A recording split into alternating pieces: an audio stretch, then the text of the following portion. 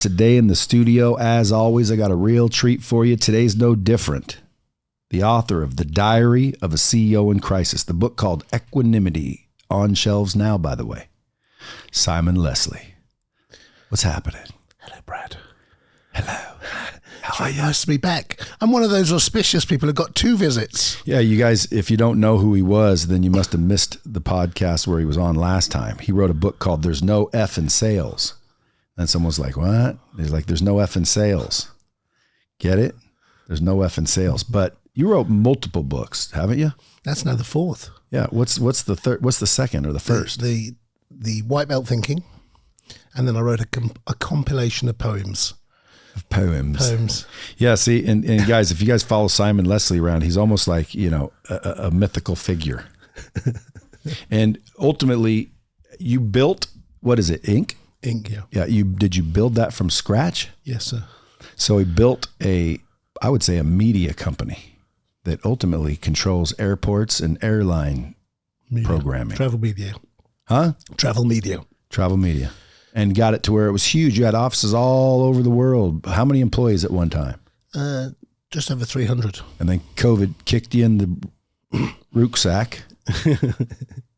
Huh? In the bollocks, as we say in the England. Bollocks. And then what? And we've so we got about to 150 million, and then in March 2020 we went to nothing, minus nothing actually. And then I didn't plan to write this diary. I just decided to see what I could do with what was left of the business and the people, and it turned into this diary, which was 102 weeks of what we did, what I did, how I kept myself sane, how people helped me, people like you helped me. And 49 other people, and we put together a transition, I guess, of a business that was once the king of the in-flight magazine. So if you look at March 2020, we had more in-flight magazines than anybody else on the planet. We dominated that space. And then in 9 days of March of 2020, they all disappeared. Well, so did travel. Now, the book's called Equanimity. What's that mean? Remaining calm under pressure. Remaining calm under pressure. So I guess I'm equanimitous myself. At times. Now, I see that I did not make the cover of the book. Now, that's obviously a very big rookie error, but anybody buying the copy today, if you buy a copy today, Brad is on the cover. 50 conversations that made the difference, including Jordan, the Wolf of Wall Street, Belfort, Tim Story, good dude, nice man. Heather Monahan, Gary Ridge. Do I need my readers for this? Gary Ridge. Who's that? Gary Ridge was the CEO of WD-40. David Meltzer. Eric. Ed Meads. Is that another CEO? No, Eric is another like you. Goes around, but he's a health and wellness Ed Meads? specialist. Yeah. That's his last name? Ed Meads? Yeah. Coach Michael Burt, he made it. Damn, old Burt made it. Old BL didn't make it, but old Burt made it. Chris Voss, that's a good one. Adrian Bankert, JJ Virgin. I remember JJ Virgin a long time ago. She's been on the show, right? No, she hasn't. She should be. She's the queen. Maybe. She is the queen. She's been around a long time. Dude, when I started Lightspeed, I had a guy by the name of Randy Alvarez come into the office, and he was dating some lady named JJ Virgin. And that's how I met JJ Virgin a long time ago. Yeah, and she just kept going. She's done well for herself. She really has. She's a smart woman too. But that's how I know JJ Virgin. But and there's many more, because obviously I was also one of them. I just didn't make the cover. I guess my name's not big enough yet. That's okay. Leah like tea. That's okay. So I did make it though, didn't I? You did make it. And I thought, in my opinion, after reading the book, mine was the best, I believe. I'm not going to disagree with you. Good. See, we got that on record, folks. The interesting thing was, there's your bomb. You can't bomb yourself. I can do whatever I want. The only thing I realised I could do was inspire my team, and I reached out to everyone I knew and some people I didn't know. I said, please come and help me, and you were one of those. And actually, you were the first person to call me as soon as this all kicked off. You phoned me and said, "You're in a mess here, aren't you, son?" I remember where I was standing when you called, and I went, Well, if I remember correctly, you were standing naked by a pool doing jumping jacks or something. I was in Brighton, yeah. I was by the seaside, and I was wandering around, and the phone rang, and it was you, and I went, oh, help! But all I did was I reached out to people, and everyone showed their kindness and supported me, and they came in. And what I thought was happening was you guys were inspiring my team, but actually what I think transpired was there were so many positive messages from all of you, and as I'm taking the notes of all these messages, I'm thinking, oh, I could do that better, or I could do that better, or I can improve this. And that's what happened. It's just I started to journal. I journaled everything right the way from the start. And then halfway through, I guess, I thought, there's so much powerful information here. It's criminal of me not to share this. Hey, by the way, if you guys aren't following Simon already, where do they follow you? Instagram. Simon _ Leslie 21. At Simon _ Leslie 21. LESLIE, folks, 21. And where do they get this book? Amazon, Audible, Kindle, wherever. Anywhere and everywhere. And it's been out. It's a popular book. Yes, it's doing well. And it's a diary. It's documented from February 2020 right the way through to December 31st, 2021. Now, it's a playbook to live the life of your dreams. Why do you say that? Because I decided when I went into, or when as I'm buried in COVID, I wasn't buried. I was rebirthing. Did you panic? I don't think I ever panicked. It's really weird because I remained calm until it was all over. Yeah, and you said your business was doing 150 million, right? Right. And then none. And mine's none. So that would be, in my opinion, nerve-wracking to say the least. And I don't know why, but I really was calm and wasn't stressed out by that. It was unnerving, but I wasn't nervous. Was your lifestyle at 150 million? Like, were you guys living the high life, flying around in private jets, driving all the fancy cars, living in castles out in Edinburgh? A little bit. Did that have to end or change? We didn't stop that. Because everybody else said, oh, we're not traveling during COVID. We had the best holidays. You know, you could go to places and stay at the best accommodation for nothing because they were all empty. So, you know, I think there was an opportunity. You know, everybody said, I want more time. See, and I couldn't travel because of the bullshit. Exactly. But then they said, you can have more time. And guess what? We sat at home in our pajamas watching Tiger King and feeling sorry for ourselves. We didn't. We got out. We went. I needed to go to the Caribbean to get into America. Where's the best fish and chips you've ever eaten? Murfreesboro. Isn't that crazy? Murfreesboro, Tennessee. So far to date, and coming from an English chap, that's something, isn't it? You know who I had it with? Me? Yeah. Who else? And some other bloke called Bradley. My camera dude. Yeah. Why? Because I've always got a camera dude. Now, the question is why don't you? I do. I've got my camera dudes. They're here. How come the camera's not on? He's not. He's being lame. Come on, get that camera on. You've got to work it. He has a proper camera dude. You always have to have a camera on, especially when you're Simon Leslie. See what I'm saying? But anyway, dude, the reason why I reached out to you is because, dude, when I first met you, you know, you're a funny dude. You're all nice and kind. You're like a nice, kind British guy. And so I was sitting there and COVID hit and I'm like, I wonder what old Simon's doing. And I didn't even put two and two together. I didn't even think, dude, I bet you his world is freaking tossed. Let me call him. Like I didn't really have that kind of intuition. I just thought, you know, wonder what old Simon's up to. So I said, hey, Simon, what's up? And you're like, hey, you know, would you talk to my people? And what'd I say? Yes, sir. I'm like, sure, of course I would. So I talked to the people. That was fun. Then I got that big cool thing and I'm like, dude, I said all that shit. Like, that's good. Like, I am pretty good. Matter of fact, dude, I think that's actually, if I trace back my imposter syndrome end, it's about that time. I think you've cured my imposter syndrome. It was one of the questions I asked you on the last podcast. Why have you got that? And I used to have it. Yeah. That moment. What we did was now I've got the opposite. Exactly. We got a quick drawer to draw Brad's talk and literally talked about all the things. She drew everything that he talked about during the talk. And so if I said it, she'd sketch it out. It was good, right? Yeah, and little quotes. I thought you were talking about the I still have that thing. I hope so. Should have that on the wall. The problem is I was going to get a different house. So I said, let me just save that because I was going to put it in my house. I think it's like cool. Then I was going to put it in my office. You've been in there. It's packed. So I'm like, let me just save this until I get the house. And then I've never gotten the house. So it's not up, but it is at home. And I know right where it is. It will be up one day. I'm going to put a big thing on it. You know why? Because we've just discovered that was probably what cured my imposter syndrome. Because when I saw everything that I said, I'm like, that is good shit. But usually when I say it, I don't even realize half the time that I said it. Because it's all natural. It comes out naturally. Well, because I'm just giving you my opinion on things. People's like, what'd you say? Say that again. I'm like, shit, what did I say? Like I gotta hit rewind, see what I said. I don't know. Yeah. But dude, there's to some me, really good stuff. Yeah, well, to me, that's why I'm always grateful for Simon Leslie. And I'm grateful for you. Then I ran into you again at the Coach Burt thing. He made the cover of the book. Yeah.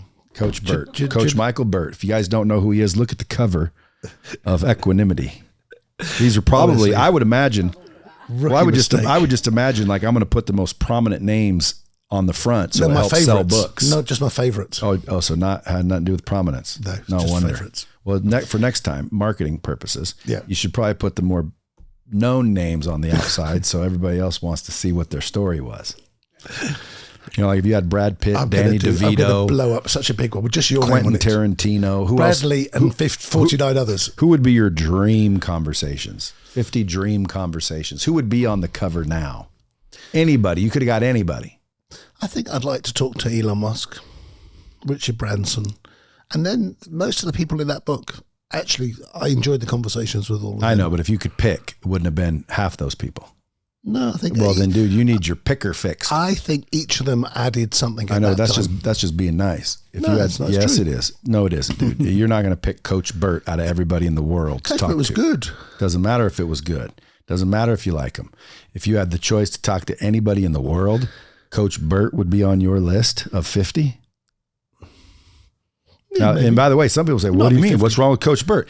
I don't, there is nothing wrong with Coach Burt, nor does there have to be in order to say, I'd rather talk to Gandhi than Coach Burt.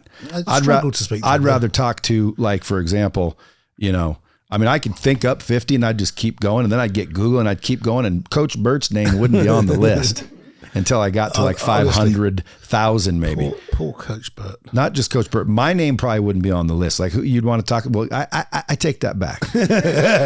Mine should be on the list, because you know what you'll get? You'll get an authentic, unique perspective, and that's really what we should. Maybe Joe Rogan. Joe Rogan would be a great one. But point being is, you want perspective. So that's why I'd want to go talk to these people back in time. You know, what was Abraham Lincoln thinking? You know, what John F. Kennedy think right before that bullet hit him in the head? And by the way, does everybody know, like in the UK, that was a assassination? Yeah. Yeah. So it's like, who like everybody thinks it's that Lee Harvey Oswald guy. Wasn't. You're going to do your conspiracy theories. But how come nobody investigates to get to the bottom of it and then hold the people accountable? It's easier. It's easier. No, because it's it's the 3-letter agencies that'll shut you down or murder you. By the way, we better quit talking about it. I want to get a black helicopter coming out of the sky. All right, let's go back to a positive topic. There's two points there. If I was doing another book of 50 amazing conversations, I'd have different people. But these people were brought in specifically to help the team and remember where they are in their development as well. And basically each story, you kind of condense down the value of what they said. Absolutely. So you really get a lot of value reading this book. There's going to be people all over the bomb squad going, where do I get this book? Where do I get this book? Where do I get this book? Good. You just go to Amazon. They need it. The next 24 months are going to be Armageddon-ish. There's going to be a tough time for most small, medium-sized businesses over the next. Do you believe that? 100%. Well, now listen, we shall see who's right. Come back in 2 years. We'll see who's right. I am not participating. I'm telling you I'm that not now. participating either. No, you and me will be fine, because we like opportunity. We realize that opportunities are gift wrapped in problems, so that's fine. That's and right. we're looking. That means there's a huge opportunity coming. 100%. But there are a lot of people who've not been through these challenging times before, who are going to suddenly, because remember during COVID they all got bailed out. They all got their loans and they got their money back. You got them their money back for their employees. I didn't do it, but yeah. But you've been helping. I think that stopped a lot of businesses going to the ground that should have gone. There should have been a much bigger clear out, and there wasn't. So this time we're gonna have some serious property crashing, and we're gonna have some serious business crashing as well. Dude, so after COVID, you dealt with the blow, and then you figured out somehow, some way, how to turn the company around. What'd you do to shift? What shifted? I never thought travel was not coming back. And as you can see from the numbers now, travel is back bigger than it's ever been. So is that the only thing that saved you? Is travel's back? No, I said, look, I just didn't know how long it would last. That was the challenge. And we were running out of money fast. So we started doing things which would... Did everybody know that you were running out of money fast? Not really. Good. That's where the equanimity came in. You're keeping it going. That's where the equanimity comes in, right? That's right. Everybody. Because that would be my advice. Like, never let them see you sweat. Just chill, dog. There's more money where that came from. We're getting a little low. Don't worry, folks. We've never ran dry. Calm down. Daddy's in charge. Relax, everyone. But that's how I felt. I generally felt like that. And people kept saying to me, "Why are you so calm?" I said, "Because something. It's opportunity is coming. It's just gift wrapped in problems, and I've just got to peel back through these problems." I got lucky a little bit, but, you make your own luck. All the airlines said we're not carrying the magazine, so we started producing a few magazines and sending it to their best guests. So that kept us in business. Didn't make us any money, but it kept the oils, the cogs moving. And then we'd bought a TV network in 2019, and then CNN on January the 12th, 2021 said they were leaving the airport. And as part of this, I managed to acquire... They're leaving, did you say the Emerald? You said they're leaving the Emerald? The airport. Oh, the airport. And now we've got the biggest TV network. So before COVID, we had the biggest in-flight magazine publisher, and now we're the biggest in-flight airport TV network. So we've gone from dominating one space to dominating another space. And that's exciting. And we have NFL at the airport, World Cup. How? Right place, right time? Right place, right time. Saw an opportunity and took my size 12s and jammed them until they couldn't shut the door. Did you just show up as Simon Leslie, all jolly and shit? Jolly and nice. 23 no's. 23 no's, never got a yes. Did you send cookies and donuts and all that?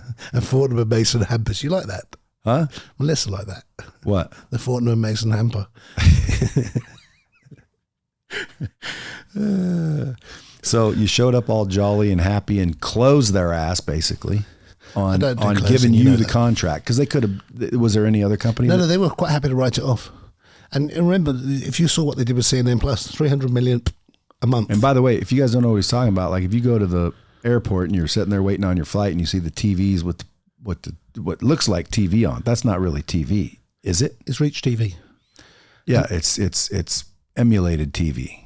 We work with NBC. Yeah, but there's no real TVs on in an airport, is there? No, there's real TV. We play live sport and live CNBC, live Today Show. I know, but that TV is only running. I don't want to look at that light. Paid programming. No, it's proper programming. So then, why don't I just shut your shit off? Why? What do you mean why? Because I want to watch something else. But you haven't got the control. And that's my point. You can't flick through the ads. So they're captive. Yeah, it's great. All you do is get to look up and see what's on that TV, and what's on that TV you're controlling. Yes, sir.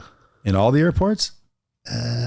80 to 90 airports in the US and Canada. So most of the airports? Most of the airports, yeah. Now, if you wanted to, could you put my picture of like me doing this with the headphones and it says dropping bombs and biggest podcast going? Did you read your text this morning? And by the way, you can even take my podcast episodes. There's over 500 of them.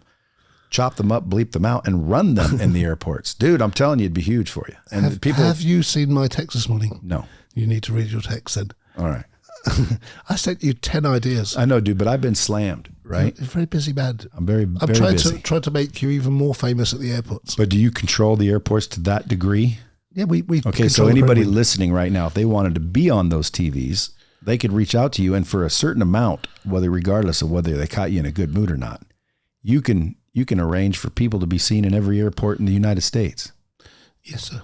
And you know the other thing I can do as well? Valuable. I'll tell you what's even more valuable. Valuable. That's valuable. That's good, right? And then the next I thing think you're just discovering it too. You're like, hey, fuck, he's right. I do. No, I've known it for a while. So are you looking for a good ad guy to go find companies that want to be on the TV? Yes. Because right now you probably have a lot of open space. There's a lot of people suddenly coming available, I think. I know, but like last time I checked, I remember being in an airport and I looked up the TV and it was like some like news looking thing. So that means, what was that? When was that? I don't think it was anybody paying to be there. It was that free shit you're talking about. Quality content. Yeah, but we'd want quality content to be paid content, wouldn't we? We want quality content, quality advertisers, and we want an experience for our customers. That's lovely. But wouldn't you rather have all that and be paid to air it? Sure. Right. So now you're looking for people with brands and companies that want to drive traffic. So while you're sitting in the airport, why don't they see old Brad Lee dropping bizzles? Now all of a sudden the podcast blows up because everybody at the airports, and by the way, I'm being recognized at airports nowadays, which is crazy, but that would give you like ridiculously recognized at airports. So how much would that, like this double take? And by the way, like how much would that cost me if I said, no, I'm serious. I do want to do that. I want to take all my episodes. We'll edit to bleep out the bleep so it's nice and clean. Yeah, it's got to be clean. Of course. You swear too much. We let bleeps handle that. Yeah. We modify the episodes, bleep out the nonsense, and play it at the airports. I think people would love it. Well, just for Brad's purposes, I'm going to tell you. And we might have to change the name because it's dropping bombs, and nobody wants bombs at the airport. We've got the cigar show where you talk about cigar and business. I'm not a cigar expert. You're probably more of an expert than most cigar experts. Dude, listen, I hope these are Cuban, even if they're not, I appreciate them. But like I've been realizing, unless they're Cuban, I don't even like smoking them anymore. Now, there are a few exceptions to that. You want to know them? Go on. Number one, a Davidoff Royal Release. That might be Davidoff. A Davidoff Royal Release. It's not a Royal Release, but Davidoff's still good, but Royal Release specifically. It's a very British Davidoff one. Padron 80th anniversary, Family Reserve. This is a message for anybody listening. If you want to talk to him, this is what you need to smooth his boots. Well, yeah, but I'm telling you, not anymore. I'm getting over cigars. I'm very glad to hear because that. I ran out of Cubans and they're hard to get, and it's just a pain in the ass to get them. So I'm like, but if I have Cubans, I smoke them all day. But I'm been out of Cubans, so I'm like, am I going to keep smoking at all? Do you smoke a lot? No. How many cigars do you smoke? 2 last month. Do you know that guy that we smoked one with puked in my truck on the way back? Yeah, I did. That's what happens if you take a novice and give him a cigar. That's what's going to happen. Well, no, that's what happens when you try to go along with the crowd. Exactly. You don't do that. Like when we said, you want a cigar? He just said, I don't smoke cigars. We said, okay, well then sit there while we smoke ours. Which technically means you do smoke them. You just don't smoke your own. But to be fair, it was your driving as well.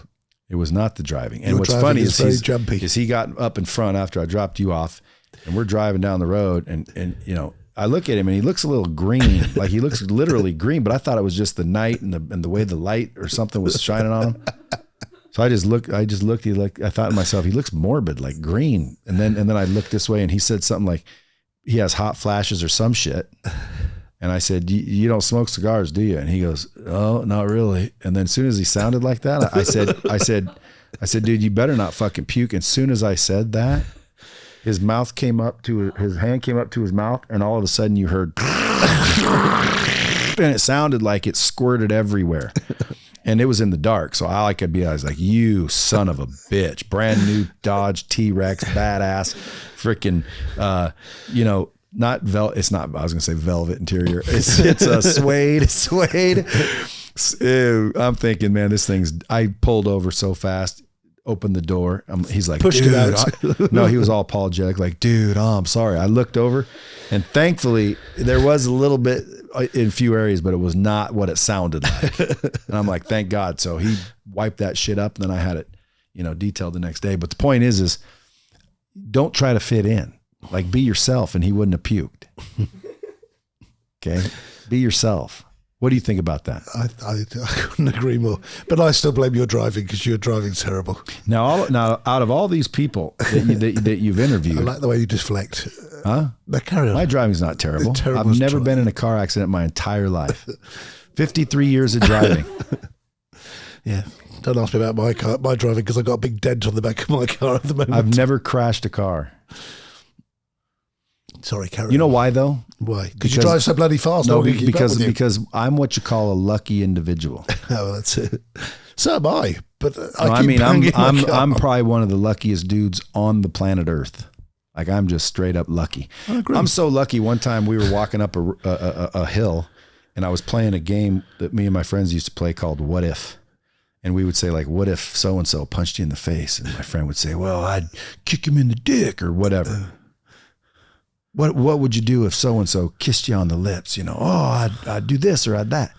So we were walking and it was my turn. And I said, dude, what if a bird just shit in my hand? And as soon as I said it, a bird shit in my hand. You told that story the last time. It's the truth, We dude. are seriously lucky Listen, together. if I'm lying, I'm dying. That happened. I believe you. What? Name somebody in the world that could command a bird to shit in their hand and it happens. Is that lucky? That's just a bit stupid, really. No, You dude, should have said, 10 grand in my hand. No, that's lucky.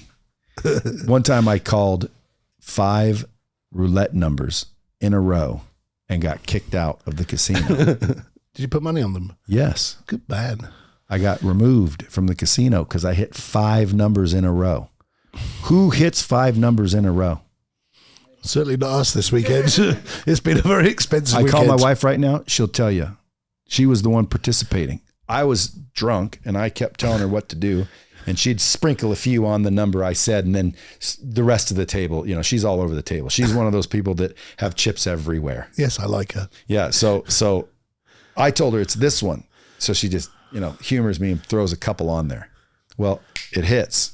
She's like, oh, everybody's like, oh, and I'm like, boom. So now she's got stacks. So the next go around, they, you know, take all the chips away. And she loves doing this, I think. So she's doing this. And I said, babe, it's this number. And so she goes, another couple, nothing like, you know, humoring me.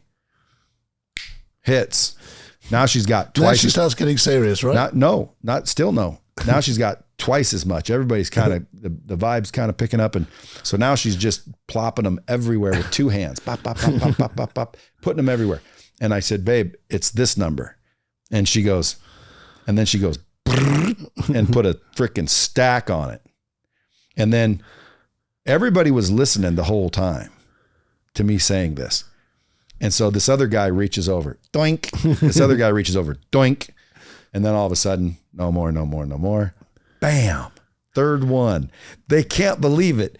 People are shitting their pants. Dude, they're like, oh my God. Then they start going, what's the next number? What's the next number? And so the dealer or the dude spinning the ball, you know, you could tell he was not in charge. Yeah. He was kind of like, what's going on here? Yeah, his face was like, what the hell? So he's just sitting there like this, like enjoying what he's seeing too, because it's like, wow, this is pretty miraculous. So I said, the next one, right? Now, everybody goes over and puts their money on it, and it hits. And the casino could not believe it, went and got their little pit boss guy, came back. Between the time that happened, there was a 5th number. I said what it was. Everybody put their money on it. It hit. And then they told me I got to leave. And everyone said, oh, boo, boo. So me and my wife scraped off all the money we had, and we went and cashed out and left with thousands and thousands of dollars. And I was drunk, mind you. So the next day I didn't really remember. Everyone had to kind of like tell me what was happening. But I had, you know, I remember, but I don't remember. You ever been hamburgered like that? Do you think you're like Nostradamus or something? You're predicting these things. I'm lucky, bro. And predictor as well. Predictor of I trends. could be psychic too. You never know. Are you psychic? I know. Huh? Who knows? Are you mostly in London? I oscillate between here, the US, so Miami, London, and a little bit of Singapore. Why London? That's where I was. That's home. I know, but so? That's home. I know, but why? Why is it home? Because there's something special about being in London. Were you born and raised there? I was born in Wales, which is the place where sheep are scared, and men and sheep are scared. Well, it's probably the same place they create like spotted dick. You can't do the same gags. We've done all these ones. We've got a fresh ones now. What are you talking about? We did the spotted dick last time. Is this a spot? Spotted dick. Oh yeah, spotted dick. Yeah. Do you enjoy that? No. Do you? Anybody like spotted dick? They got creams for it now, so it's all right. We've cleared it all up. What other food is like? Because when I went there, dude, everything seemed to be in gravy. Everything seemed to be. But you haven't been for a while. Everything seemed to be really plain tasting and smothered in gravy. But they did. You had very interesting friends at that time, and they took you to very cheap restaurants. Well, we did. Again, I went to is it called Leicester Square? Leicester. And then there's one with a T, I think, Trafalgar Square or something like that. Square, yeah. Yeah, I remember. And he said, "Mind the gap" everywhere. Everybody was walking around, sounded just like y'all. Yeah. I like London. It was kind of cool. Can we get you back there, please? Because I think there's people in the UK who would like to listen to you talk and do your stuff. Dude, I didn't mind London. The only thing I remember though from the food, because we just went to a couple of restaurants while we were there, is it seemed like it was always gray. Like the food was gray. You told me you went to an Angus steakhouse. Now, if you tell anybody in England you went to see, it was gray and it was covered. It was covered in gravy. And I remember the hotel rooms were tiny as hell. And they don't have A1 sauce. That's what I remember. Yeah. So I do need to get back there. You do. Because I'm sure there's more to it than that. Let's Otherwise, agree. you guys wouldn't make it home. Let's agree, right? As Simon said, it's home. Spring 2022-3. You're going to come to London. We're going to do a big event in London. We're going to get you on stage, and let's get you a few more fans for Dropping Bombs. Can I bring my spouse? You may. Wonderful news. We will treat her to the best restaurants. I'll have my agent call your people. He will take you to the best restaurants in London because he only eats at the best restaurants. He's above his age and eating band. Beautiful news. That's the best way to be. Best restaurant here, in your opinion? In Vegas. Yeah.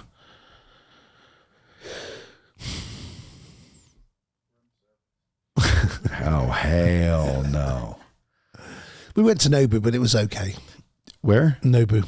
Yeah, Nobu's okay. You guys know that this is the land of 5-star kick-ass restaurants. Yeah, some of them are, but they've been imported and they've been watered. That's the problem with them. No, dude, there's some good restaurants. Mizuma in. You guys like sushi?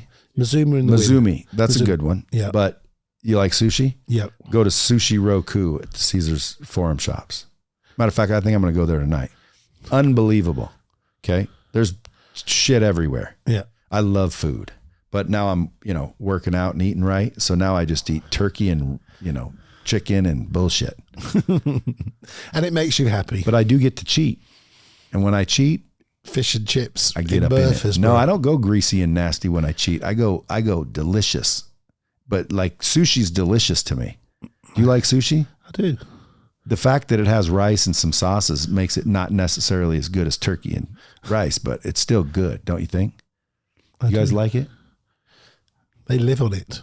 They'd have sushi 3 meals a day. It's like my other son said he wanted to have Chinese for lunch, dinner and breakfast. I said, you can't have it for lunch, dinner and breakfast. He goes, well, they do in bloody China and there's billions of them over there. Dude, so right now your business is back in action. People listening to this right now, if they do want to advertise in the airports, who do they call? Reach out to us, inc-global.com. Come talk to us.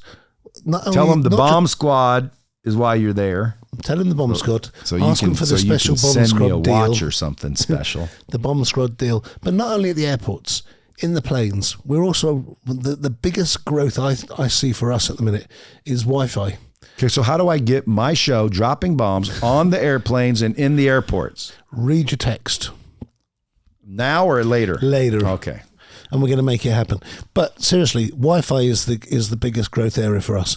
So now if you go on American or JetBlue, free Wi-Fi is provided by our advertisers. And that's the most engaged way to reach this unbelievable audience. 100%. See, the advertisers are smart. They'll pay for the Wi-Fi just to get them connected. Get them connected. You're Look at doing that. something positive, and they're engrossed in your brand for 30 seconds. Do you have particular airlines or all of them? I work with. What if I'm an airline and I want you to help me do it for mine? If what? If I'm listening and I'm I own an airline.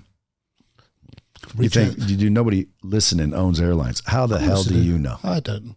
I think people listening all the time.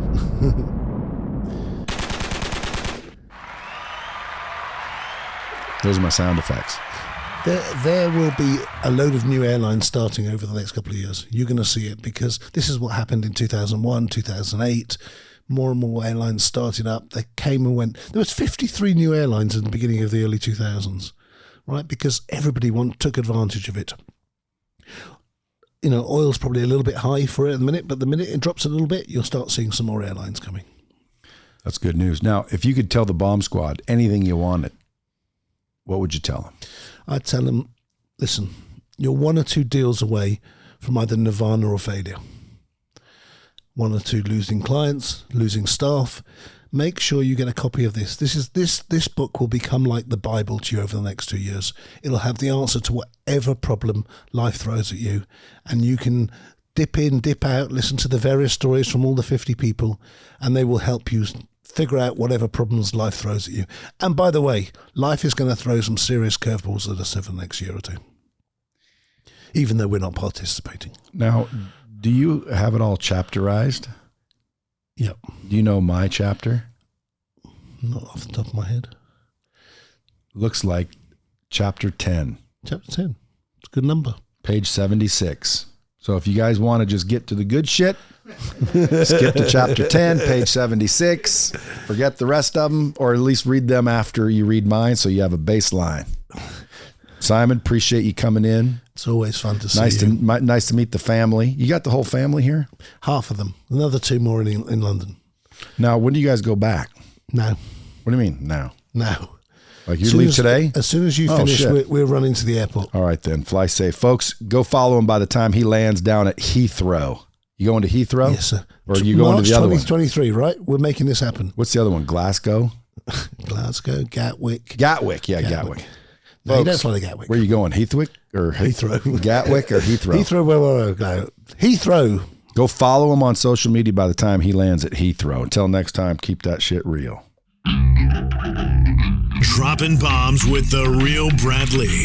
Subscribe now.